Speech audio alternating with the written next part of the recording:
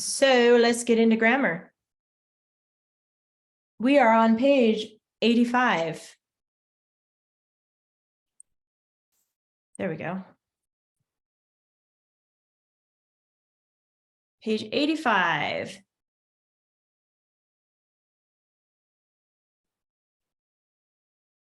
I see you, Davinia. Hi. Okay. Page 85. Let's see if I can lighten this a little bit. There we go. Talking about not question marks, quotation marks. So what happens when you glance at it and you don't really read it. So yes, quotation marks. And we're talking about capitalization and end marks as it relates to a quote. Obviously, quotation marks indicate words that are spoken. The quote is the sentence in quotation marks. And then the attribution is the person speaking and the speaking verb.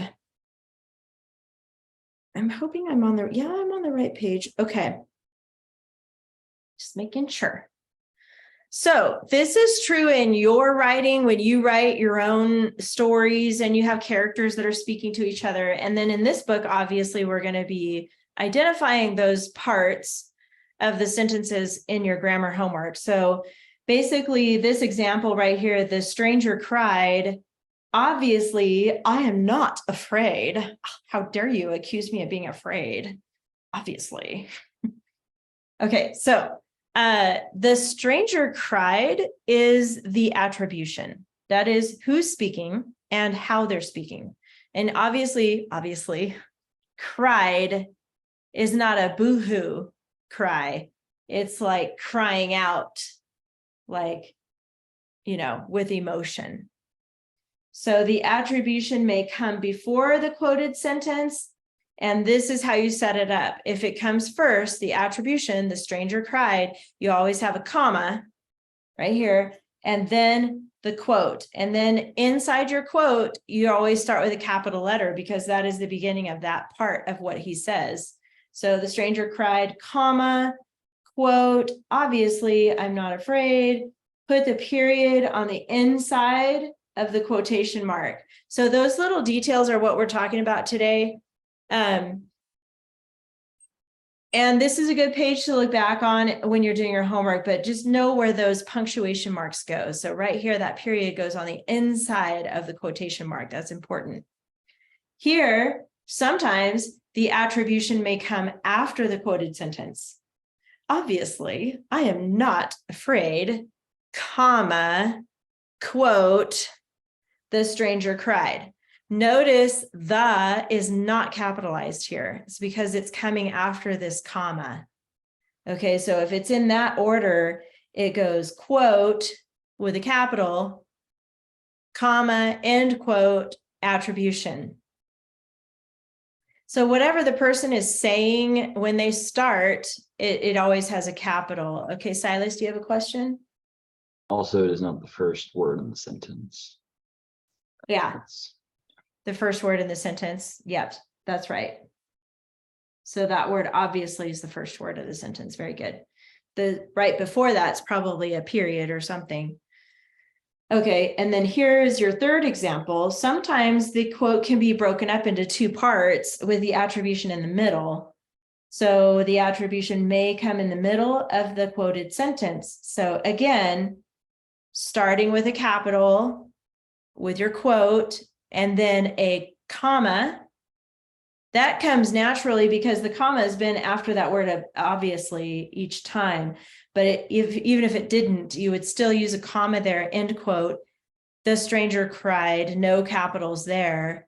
And then an additional comma. And then the rest of the quote. Now this one happens to be I, which is always capital. But if it didn't start with I, let's pretend just for a second the first word of the second half of what he says starts with am, then you would leave it lowercase because it's finishing up the sentence of what they said. Does that make sense to you guys? Okay. And then period, end quote.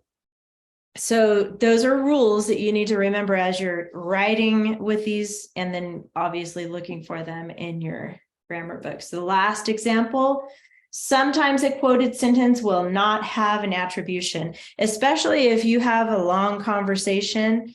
If you're reading a book and there's characters that are having a long conversation back and forth, it gets pretty boring if you keep going back between characters.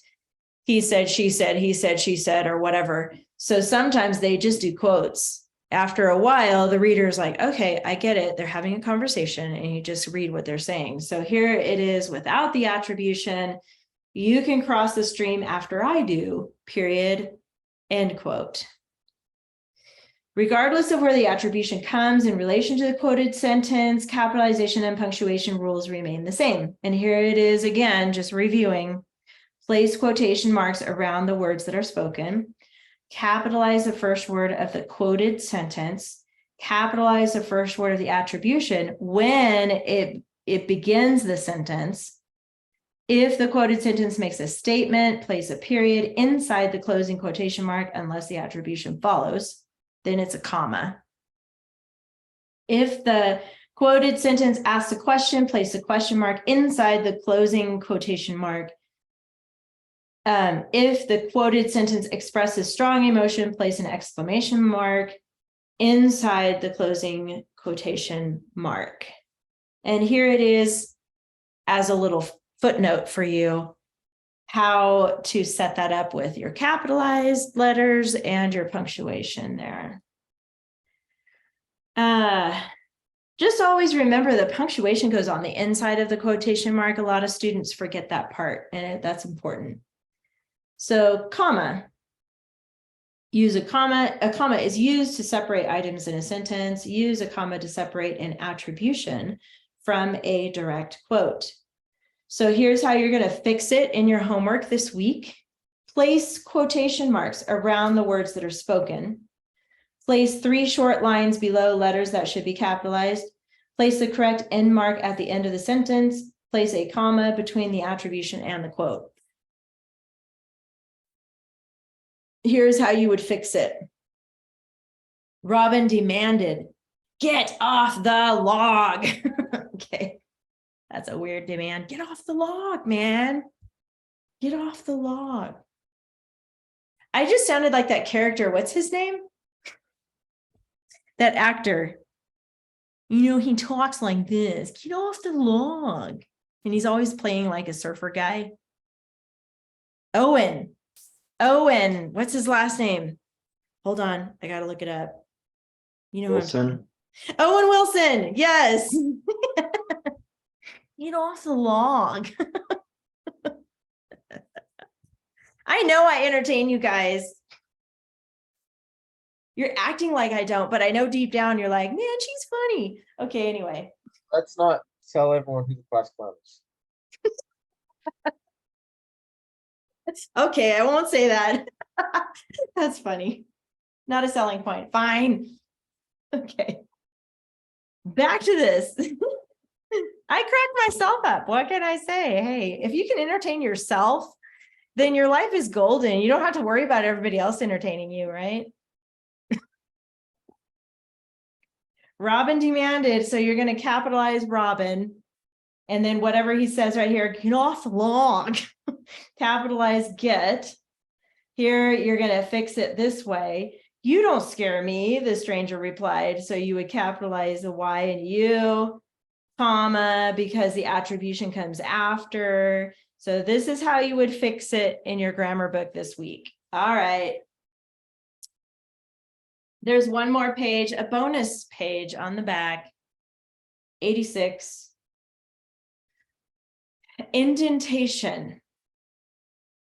And indentation is a blank space between the margin and the beginning of a line of text. So basically when you tab, when you're typing, you're indenting for a paragraph. It shows the start of a new paragraph. So in fiction, those are made up stories, right? Not real, made up stories. There are 4 reasons to start a new paragraph. So this is true. Normally in your writing, we say you have to have 3 to 5 sentences per paragraph, no matter what. Well, now that you're moving into a little bit more advanced writing, there are different rules for when you indent, when you start a new paragraph. It doesn't always depend on the number of sentences now. So if you have a new speaker coming in, start a new paragraph when a new character speaks, including the attribution with the quotation, sentences before or after the quotation that point directly to the quotation can remain in the same paragraph. Okay, so whenever you have somebody new coming onto the scene, you just automatically move into a new paragraph. Okay, that's one reason. A new topic. Let's say, you're writing about, what's a good example? Okay, I don't know why I keep thinking of Kung Fu Panda. I think I want to see it again. It's been a while, and it's one of my favorites. It's the very beginning. The first one is the best. I know we've talked about it before, but Wrong, third one's the best. wrong. First one's the best, man. Oh, The well, second third one's the good. best. Oh my gosh. Don't I teach you guys anything? Squishy finger. Come on, guys. Definitely not the second one is the best. I would debate with the third one because it is pretty cool how he resolves his issues in his personal life. And so he's connecting, and that's pretty cool in the third one. But second one, yeah. Is that the one with the dragon, the New Year, Chinese New Year one with the dragon? First Second one one? was the cat, second one was the peacock, I think, and then the third one was Kai. The bull Okay. thing. Yeah, okay. Second one was the peacock. So yeah, the third one, that character was pretty cool. And he was in the dungeon. Yeah. So, okay. But my point is whether or not you agree that the first one is the best. What is my point? Oh, new topic. So if you're writing this out about the story of Poe, there's topics are things like when he's learning Kung Fu. I'll just use the first movie as an example because it's very clearly laid out, right? He's learning Kung Fu, and then he also at the same time is discovering that, oh my gosh, I'm adopted. This isn't really my biological dad. I wonder who my real family is. So he's switching topics. He's not really learning Kung Fu at the moment. He's switching topics. So in that case, when you're writing it out as a story, that would be a reason to start a new paragraph. That's what I was trying to get at. Okay. All right. If you haven't seen Kung Fu Panda, then I hope I didn't spoil it for you, but that's all I have to say about that. If it's a new place, that's another reason to start a new paragraph. So start a new paragraph when the story switches to a new location. So, okay, so he battles Kai on the last one. He has to go to wherever Kai is he's not in the same place where Poe lives. They have to travel there. So that would be a new paragraph if you're writing it out.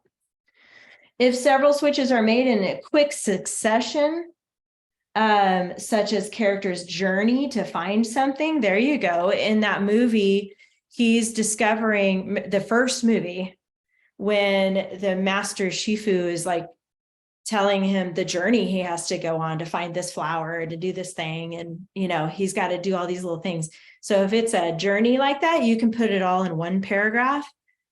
But typically a new place will be a new paragraph, unless it's part of a long journey or something. If it's a new time, you're going to start a new paragraph too. The time changes. It's nighttime, suddenly it's daytime. You got to start a new paragraph because it would be too confusing for the reader if you're switching times in the same paragraph.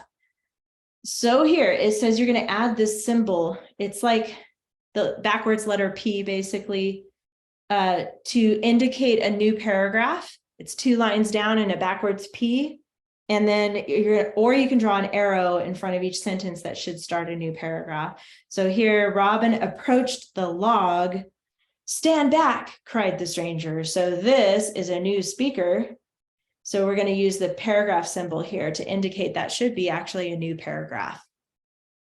When you rewrite the passage, make sure to indent and start the sentences on the next line and write a ½ inch from the left margin.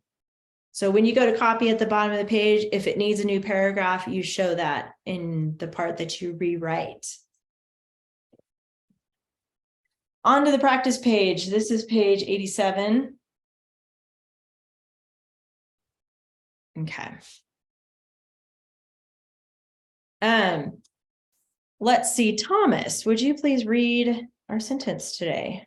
You joke like a fool, beloved. Wait, no. You joke like a fool, beloved Robin. I could fire this arrow through your heart. Ooh, them's fighting words, man. I think we're about to have a fight. Bellowed is this word. Bellowed is the vocabulary. It means just shouted with a deep roar. You joke like a fool. How's that? That's not bad for a girl. I bet the guys could do it even scarier. I bet you could. Probably don't feel like doing it during class, but all right. Deep roar. Article, there's only one. Find it and label it. I'm in a weird mood today. You probably figured that out. I'm excited because there's this contractor coming to our house with this backhoe. I don't know if you guys know this about me, but I have a farm. I'm sure I've told you. I love tractors. They're so cool. We have one. It's very small, but that's all we could afford. And it's very cool. I can actually dig up dirt and move stuff and all that. But they're bringing a backhoe, man. Those things are so cool. You can just tear up anything with that. What's this? No? Almost anything. Okay, almost anything. Thank you for checking that. Yeah, well, I have this big shrub. It's super ugly and it's like overgrown and it's in the way of my garden. And so he's going to dig it out. So hopefully it'll happen during my lunchtime where I could actually sit out there and be like, wow, this is so cool. Okay. 4 nouns. Joey, I need 4 nouns. Help me find those. Robin, Robin, arrow, arrow, fire, fire. No, actually, I could fire this arrow. So that's actually a verb in that Heart. sentence. Heart is one, yes. and then fool. And then fool. There you go. You got it. Pronouns, Silas.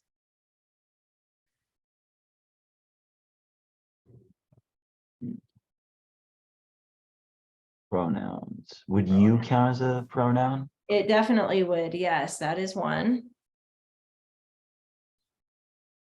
And I. And I. So obviously we have somebody speaking here. We'll get to that in a second, but you're right. Those are the 2 pronouns. Josh, how about adjectives? There's 2 of those. Can you refresh my brain on what an adjective is? Yes, I certainly can. It's going to describe the noun. So it's going to tell like whose or what kind. So you want to look at your nouns here. For instance, arrow, like which one? Which arrow? This arrow. This arrow, yes. And then for heart,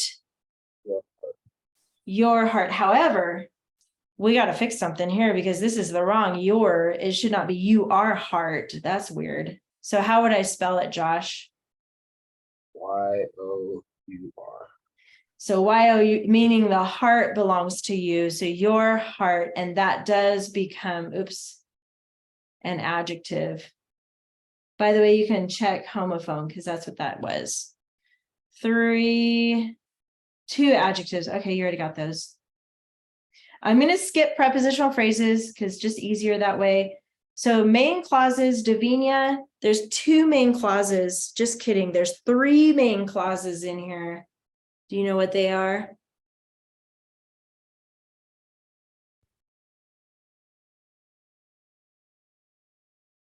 You're muted if you're talking. I can't hear you. Or maybe you're still looking. So a main clause has a subject and a verb pair. And it's basically a complete thought, what a main clause is. So let's just break it down and look for the first main clause. Where do you think the first main clause is, Davinia? You joke like a fool. Yes, you joke like a fool. That's one main clause. What do you know where the next one is? I could fire this arrow through your heart. Yes. That is a main clause, but there's also this one's really short. It's just 2 words, but bellowed robin is a main clause because it has a subject and verb pair. So let's put brackets around that one too. Good, Davinia. Okay, now that we got our 3 clauses, now we got to find the subject verb pair. So I'm going to go back to Thomas. Help me find the verbs first. Where are the verbs at?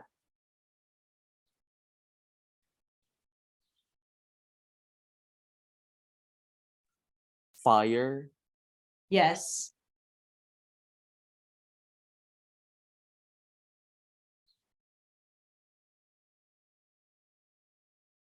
There's more. There's actually 3 more verbs. So can you find those, Silas? I mean, sorry, Thomas, not Silas. oh, I Thomas. was on mute. Yeah. Joke. Joke. Okay. What else? Joke, through, No. like, How did the speaking verb oh, is here. bellowed. Yeah, bellowed. And then there's a helping Could. verb. Could. There you go. Oh yeah. Okay. So now I'm going to have Joey help me with the subject. So in each clause, there's a subject. What's the first one? You, Correct. You, Robin, Robin. and then I. Or And then, yes, I, that is correct. I could fire this arrow. Okay. The Silas, do you know where the prepositional phrase is? There's 2. You joke like a fool. So the clue is it starts with like, because Oh, in right. So yeah. like a fool. there you go, like a fool. And then Right. Doesn't it start with like or as? it does start with like or as, but it also has other words it can start with. So there's another, Oh, I was thinking of similes. yeah, such as like, yeah, you're thinking Ow. similes, yeah. What are the other words? I forgot. Well, here's your clue, because see how all of these have a label above it? The only one Mhm. that doesn't is like and through. Through your heart. Yeah, there you go. That's why in this book, I like to save him till the last, because then whatever does not have a label is going to be, that'll help you on your homework. That'll be your prepositional phrase. Okay, and then we need to indent. And so because this is a new character talking here, Robin, we're going to put a paragraph symbol there. And when you go to rewrite it down below, make sure you go indent a little bit here. And then the capitals, you guys know how to do that by yourself. Go ahead and find the capitals. Capital I. So there's the 3 quotation marks. So Josh, what are the speaking parts here? There's 2 speaking parts.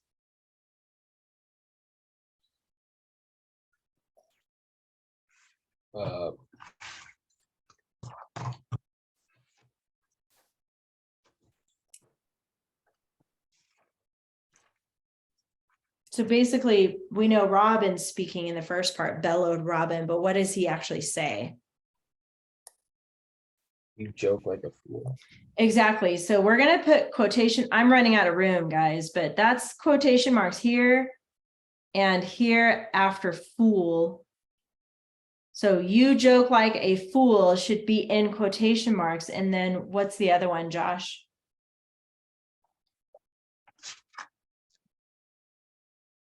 There's another part that he speaks. I could fire this arrow through your heart. Correct. So put quotation marks. You can't really see mine, but they're going to go right here by I and then after heart.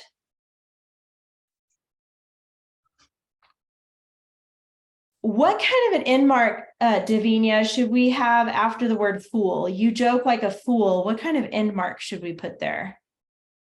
An exclamation. Yes, I agree because he's bellowing.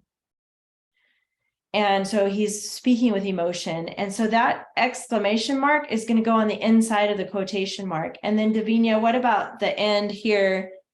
I could fire this arrow through your heart. What kind of an end mark should we have there? Another one, exclamation. I agree. Exclamation mark, because he's getting ready to pick a fight. So he is feeling pretty emotional as far as on the anger meter. I think he's angry. Something tells me. Okay, that's it. Your homework then will be the next 3 pages. So you will have speaking parts now that you'll have to look for those quotation marks. And just remember our punctuation rules, capital rules when you're using quotation marks. Any questions about homework, or any questions about the grammar today?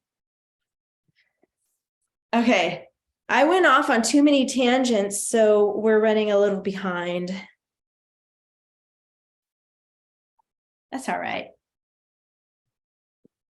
Wouldn't be the first time. Okay.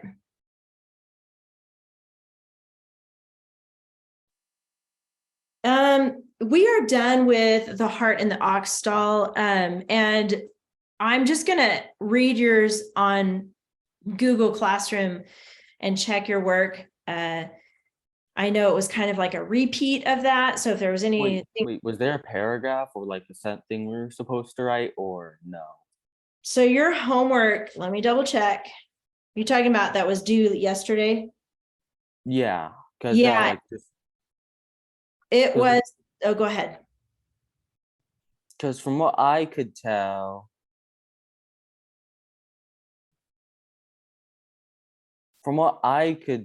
it was like you were supposed to write back to us.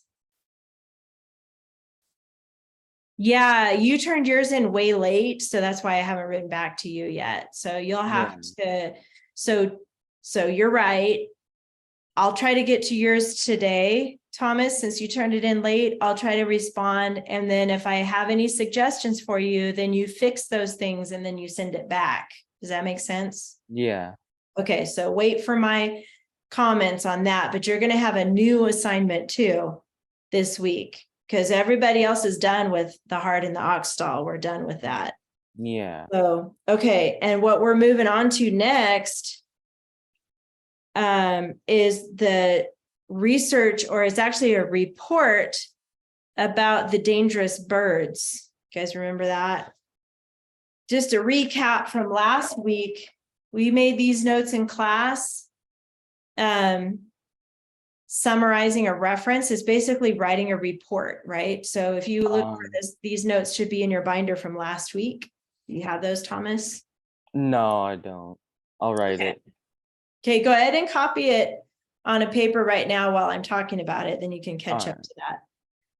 We talked about how when you summarize, I always hated that when my teacher would say, write a summary about volcanoes, and it's like overwhelming. And you go, what do I write about? How do I know?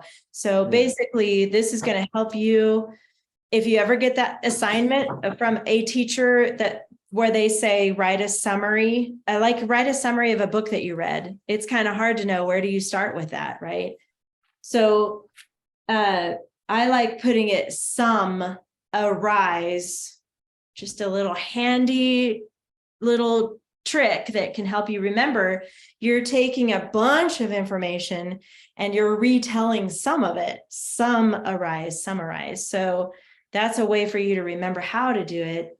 And then when you're summarizing, you're looking for facts about whatever it is you're writing about.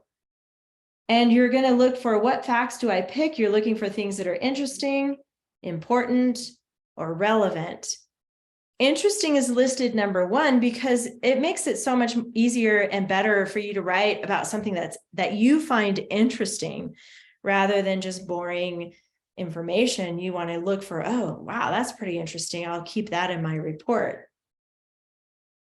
So I'm just reviewing these notes from last week. So your subject is dangerous birds. That's the big thing. Whenever you're given a subject to write about, that's the big thing you're writing about.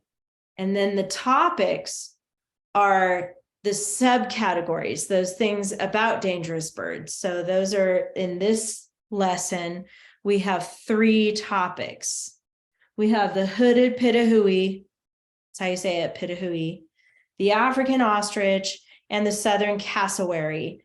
And each one of these is going to become a paragraph. So here's an example setup of your outline. And we're going to start working on the first one, Roman numeral 1, together in class today, which will be the hooded pitahui. Now, we read about it last week. So now I'm going to help you pick facts from that article to write your outline. By the way, these outlines will be with you forever. I recommend, even if you're done taking my class after next week, you can still do these types of outlines for your assignments from here through college. This is going to help you. So you got that now in your belt of tools, right? But I want to talk to you about the topic clincher, because I think we kind of started talking about that last week, but I feel like we need to review it a little bit more. It's a rule. Did I show you the hand motions and everything last time? Did we do it a little bit? Yeah. Okay, good. So we did talk about it a little bit. Just a refresher. A topic sentence is the first sentence of your paragraph. Your clincher sentence is the last sentence of your paragraph. So when you're thinking about like music, for example, a lot of times in music, you start with a certain sound or a certain note or a key of a song, right? And sometimes within the song, the key can change, the notes change. There's usually what they call a bridge in the middle of the song where it changes, sometimes even tempo. And then when you get to the end of the song, it usually brings back that same sound or that same key, that same note.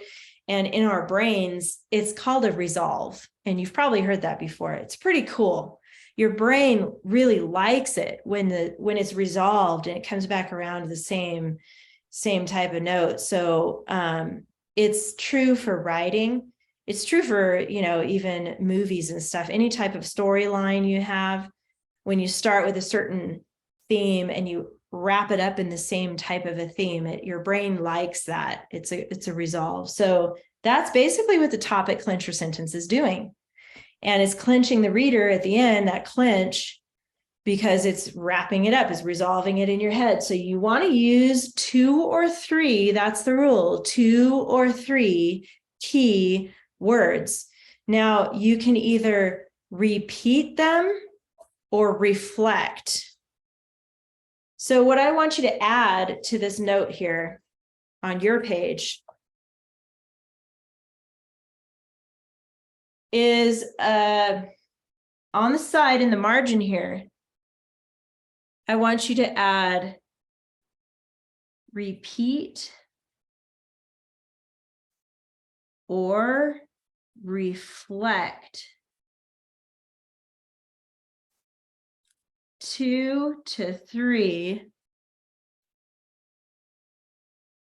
key, you're going to have to write kind of small here, key words. And then what I'm going to have you do is draw an arrow up to that and back down to the clincher. So you kind of get that topic clincher. Topics at the top, clinchers at the bottom of your paragraph. So that's the rule in a little bit so you can see that. Bless you, whoever sneezed there.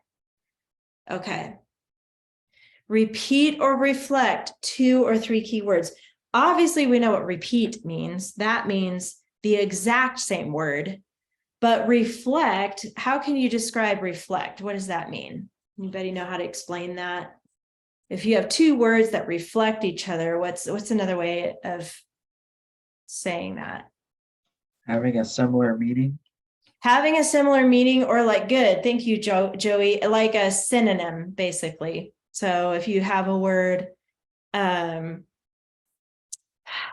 dog and canine, for example, they mean the same thing. I think my tractor guy is here. The dogs are excited as soon as I said that.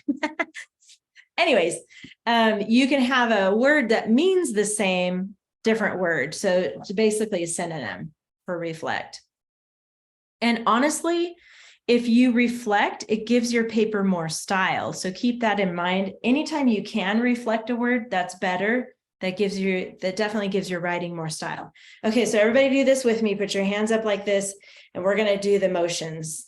It's kind of like cupped over to the side, like you're hanging onto a cliff right there.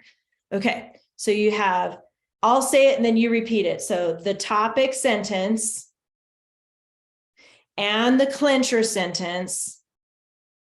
And then when you say the word must, you go must with a fist. Must. Repeat or reflect. So I have 2 fingers together and I'm just doing this little arrow right here. Repeat or reflect, say that. 2 or 3. Key, like you're turning a key in the car. Key words. Okay, one more time. The topic sentence and the clincher sentence must. Repeat or reflect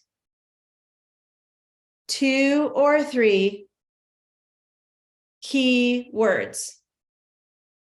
There you go. So you don't want to count words like the or any articles or things like that. You're looking for keywords.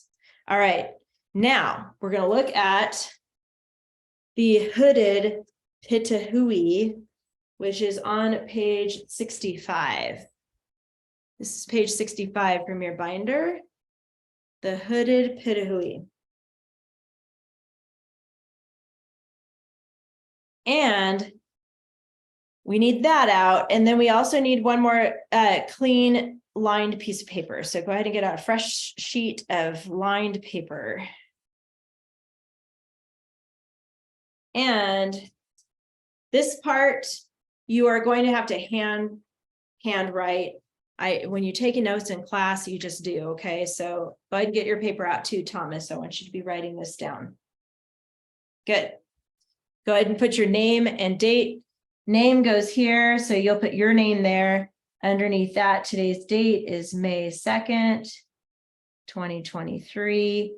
And we're calling this dangerous birds. That's your subject, dangerous birds.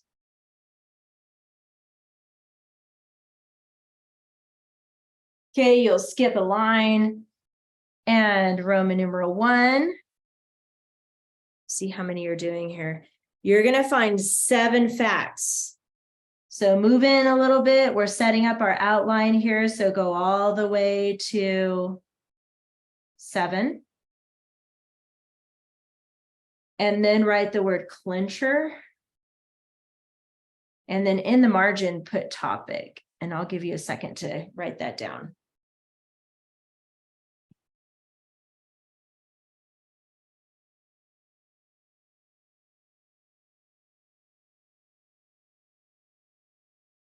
These words, topic and clincher, are there just to trigger your memory. Oh yeah, I got to do a topic clincher sentence. Now your topic sentence is your first sentence. The clincher word is a reminder for you to make that your last sentence number 7 here, or technically 8, but it's part of number 7 in your outline, your clincher. So when you go to write this paragraph, each one of these is a sentence. So we have the topic sentence counts as one sentence, and then we have 7 facts. So that paragraph's going to have 8 sentences altogether, right? 7 plus 1, 8.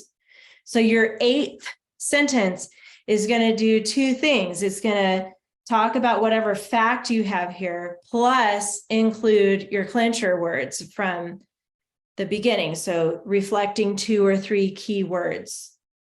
When you do that, you will be highlighting those words. So if you like to use Google Docs or Word or whatever, if you like to type it out, you're going to highlight those keywords. So you should have 2 or 3 keywords highlighted in your first sentence and your last sentence. And we'll go over that again next week. But if you don't type it, if you prefer handwriting it, that's okay too. You can put a box around those keywords that reflect or repeat. Okay, so now looking back, we're going to talk about the hooded Pitahui. So we need to make sure to include that in your topic sentence. And notice here, I'm just going to kind of show you both at the same time. Hooded Pitahui is not a proper noun.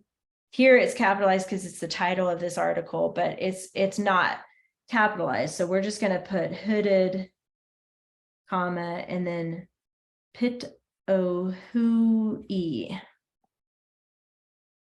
Pitahui. And then we're going to come up with one more word as we're reading to kind of give an introduction to the hooded Pitahui, a word that can be kind of an overarching word about that paragraph or about that particular bird. I know we read this last week, so we're not going to technically read it again. You can skim it to refresh your memory here.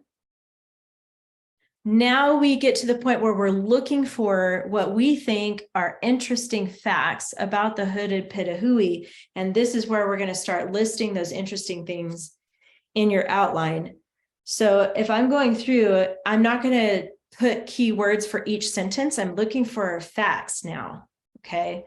For instance, the first sentence, the hooded Pitahui is the first poisonous bird ever discovered.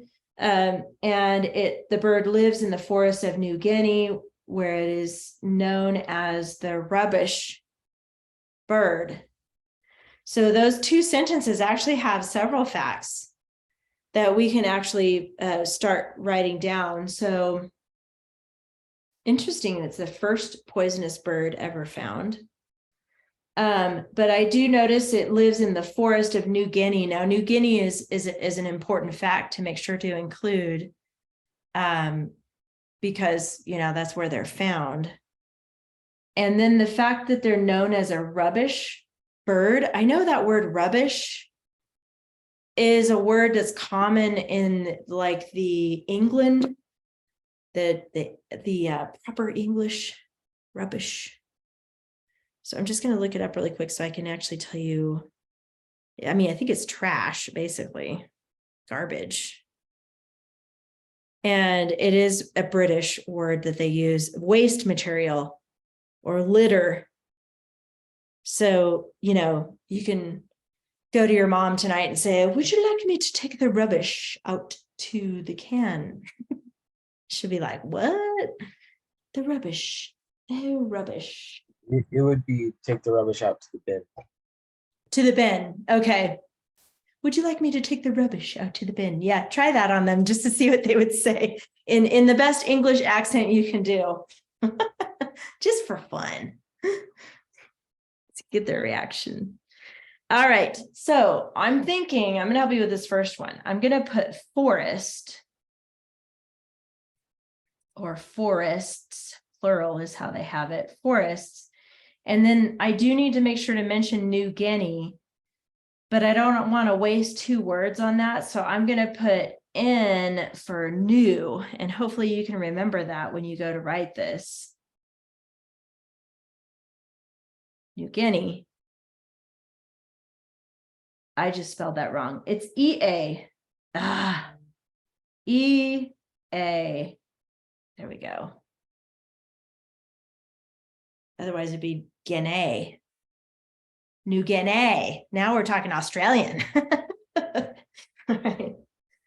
And then rubbish bird. I'm thinking, I really like that word rubbish. I don't know why. It's just, rubbish. And then let's draw a bird. How about that? Known as the rubbish bird. So it lives in the forest in New Guinea and is known as the rubbish bird. And that's, in case you didn't know, that's how you draw a flying bird in the shadows. You guys probably drew it like that when you were a kid. Moving on, it's talking about the oriole family. It's a songbird. It's brightly colored. It has a red or orange belly. So it's talking about the colors of the bird. If you think that that fact is interesting and you want to include that, you can put that for number 2. So, but glancing ahead at the rest of that paragraph, does anybody have any ideas of another interesting fact that you want to include here in your keyword outline? Does anybody see something that's interesting in that first paragraph there?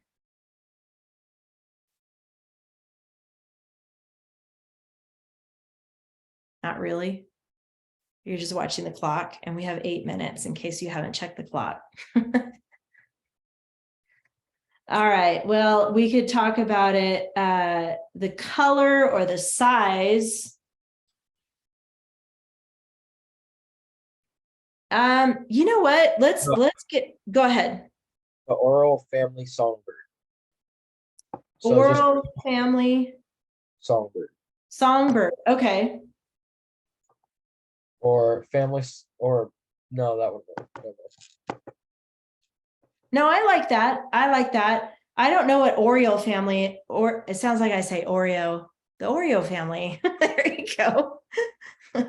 Anyways, Oriole. I knew you said that. Okay. Anyway, and that it must be a classification of birds, I'm guessing.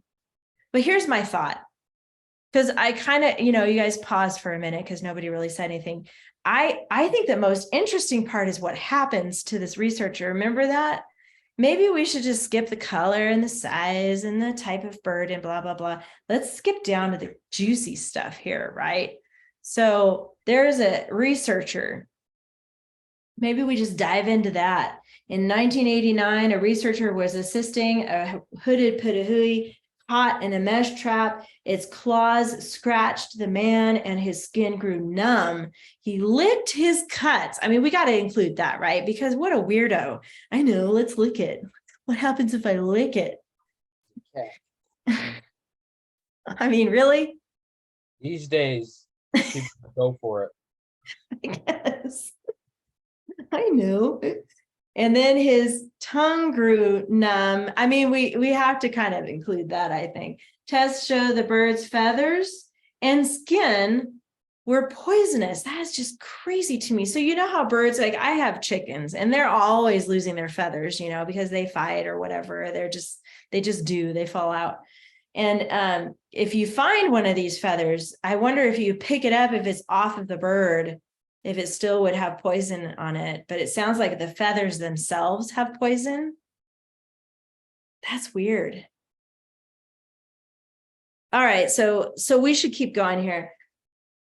I think we need to introduce this researcher guy. Okay, so somebody volunteer and help me come up with what we can put in our outline about the researcher catching this bird in a I don't know if we need to put the part about the trap. Maybe we introduce the researcher and what happened to him. How could we put that in our outline?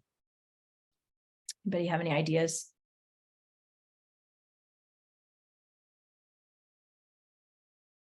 Well, we could start with the date. That's a freebie. Let's put that in there. 1989. 1989 researcher assisting Pitahui.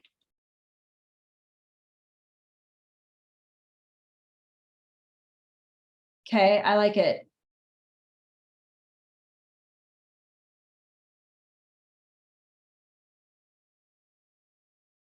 Assisting Pitahui. Let's put H Pitahui. I think we'll remember what that one is. The hooded pitahui. Because I don't know, maybe there's other pitahuis in the world other than the hooded one.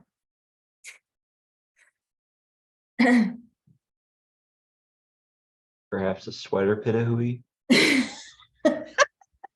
Okay, now you're picking a up on my jacket, humor. a jacket pitahui. The jacket pitahui. I was thinking these things, Silas. See, you're reading my brain waves. I was like, how can I? You did good. That was a good comeback right there. The jacket pitahui. All right. Next is what happens to the guy. Let's write that. What kind of words can we put in our outline for what happened to him?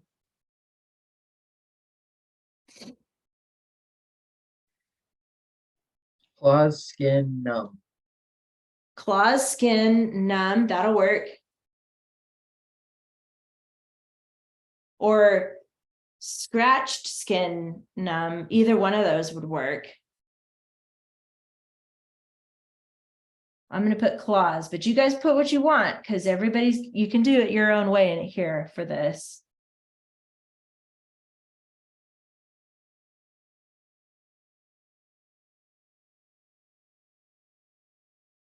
What part of the bird? Oh man, I wish we had room to write about how he licked it. I guess we could put that next. Yeah, let's put that next. Licked, cuts. And I guess we could draw a little smiley face with a tongue hanging out, you know what I mean, as a symbol. Oops. Oh. Licked is what I'm going for here. That's a C.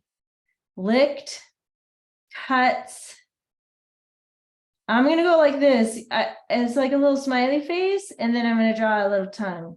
It's like an emoji right here, okay? And then his tongue also became numb.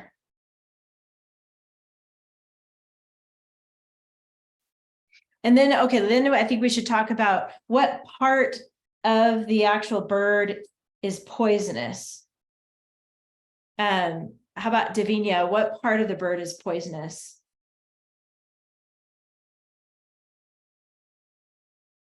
It's feathers and skin. Feathers and skin. So how can we put that on our outline here? Just 3 words. What do you think, Davinia?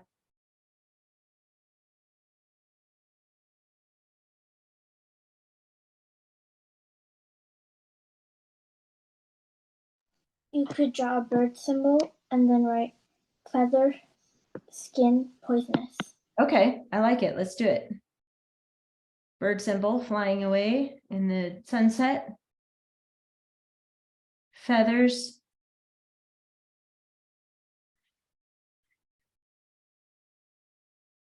Skin. Poisonous. By the way, let me check something really quick here. This would be an excellent place for you to use a because clause when you go to write your paragraph. The clause scratched his skin and became numb, and then he licked his cuts and his tongue was numb because the bird's feathers and skin are poisonous. So just a clue, that's a good spot for you to use because that'll explain that. All right, so we got that. And then the next paragraph, we're talking about what it eats, what it consumes, and how that's related to it being poisonous. So let's see.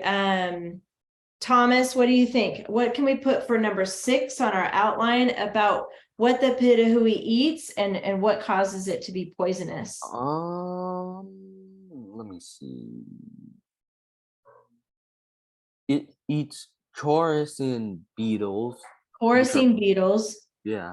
Yeah. Chorusing beetles and poison dart frogs. Okay, well, I don't think they eat those Oh, frogs, but it poison? does. Yeah. Oh, similar. I think you're right. Let's put eat. I like that. Eat, comma, chorusing.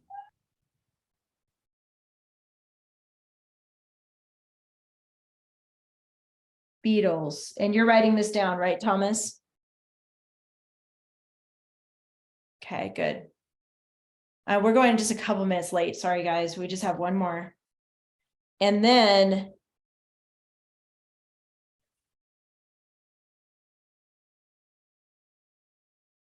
that's what causes it to become poisonous, right?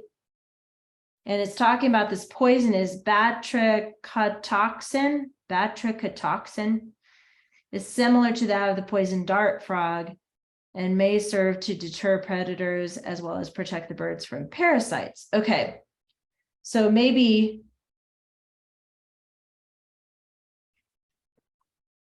what if we put become poisonous and then we put, let's see, how could we do that last one? The poison is batrachotoxin.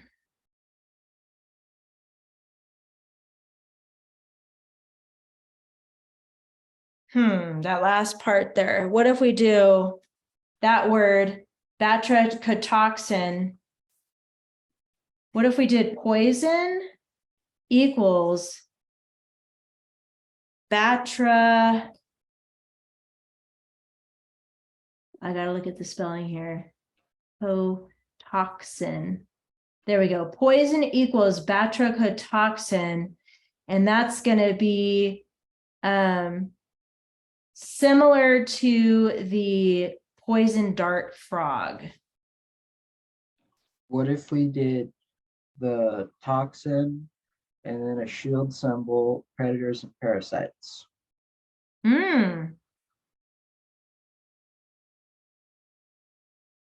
Well, we already got 2 words, but I like the shield idea. I don't really know how to draw a shield, so I'm going to just try to a shield. Or you could do a round shield like Captain America. That'd probably be easier. That's a shield, in case you're wondering. Okay, so shield, I like that. Predators. It's a good idea. Okie dokie. So you can probably guess your homework is to write this first paragraph about the hooded pitahui. So one paragraph. just one paragraph. So eventually you're gonna add more paragraphs because your whole subject is dangerous birds. So you're gonna write just the first paragraph using this outline, and don't forget, everybody, use your checklist. That is how I grade your work. So don't forget these rules. And guess what? There's a new one, topic clincher. Repeat or reflect 2 to 3 key words. And it says to highlight or bold. So if you're typing, you can use a highlighter or make it bold. Or if you're writing, you can use a box. Okay. But you got to indicate what words you're reflecting or repeating. And then make sure you have 1, 2, 3, 4 words underlined in your paragraph for your 4 dress ups. And stay away from the banned words. Especially eat, ate, because we're going to be talking about how they eat beetles. So don't use eat, use consume, devour, another type They of. digested. Okay, digested, that would work too. Any questions about what your homework is? Writing a paragraph right here, using that, and your grammar. All right, if you don't have any questions, that's it for today. Sorry I went a little long, but it was a fun class. I'm going to stop recording now.